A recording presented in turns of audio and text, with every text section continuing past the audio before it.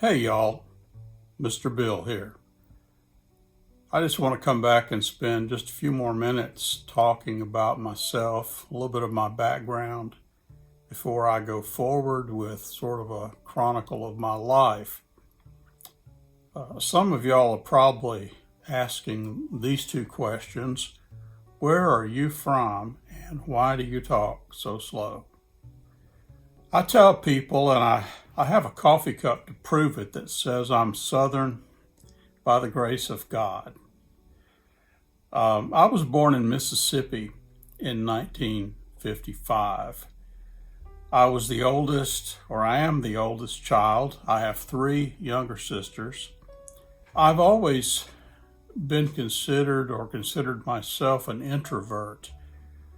When my wife and I were commissioned as domestic missionaries with the North American Mission Board of the Southern Baptist denomination, we had to both get these Myers-Briggs personality profiles. And I came out about one click, not very far at all. Maybe if you looked at a ruler, it'd be like 32nd of an inch to the right over into the extrovert column.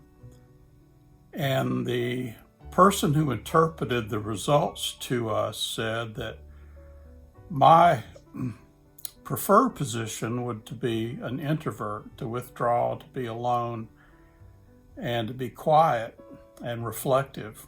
However, I have just enough of the other that I can operate in either sphere. But when I'm pushing those boundaries on the extrovert side, it really wears me out, takes a lot out of me, and I have to take time to recover from that. I was, I guess, an intellectual in high school. That's what everybody told me.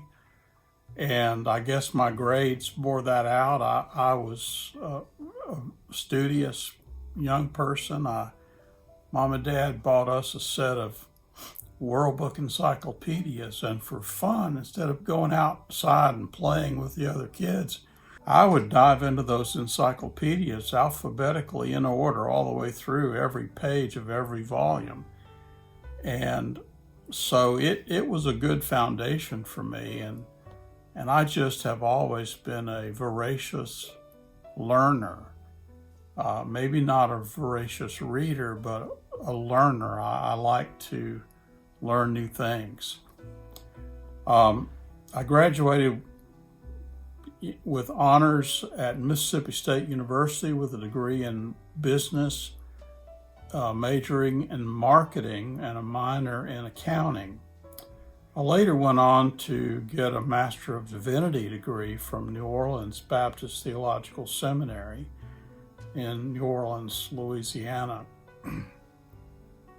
And I did that because for about 35 years I worked, or maybe 40 years, I worked as a church planting specialist. For many years, planting churches myself, starting with a small group of maybe one or two couples meeting in someone's living room, and starting from there and building the group up to 50, 60 people, and then enjoying handing that off to someone else. I've always enjoyed working with small churches, but I had a wise pastor from Columbus who told me when I explained what I wanted to do with my life and ministry, he said, well, you better get you a degree you can eat off of. And he meant that I needed to find some way to make a living if I was going to serve small, struggling congregations of people. I've always been sensitive regarding social issues, including things like poverty and injustice and racial inequality, things like that, trying to right the wrongs that I see in life. I was raised as a right-wing fundamentalist Christian. I'm going to get more and more into that in another episode. I see that my time is getting to that place where after I edit this down a little bit, I'll be at about the 5-minute mark or so. So I'm going to stop here and I'll pick it up next time. Thank you for watching today, and I'm just going to say bye for now.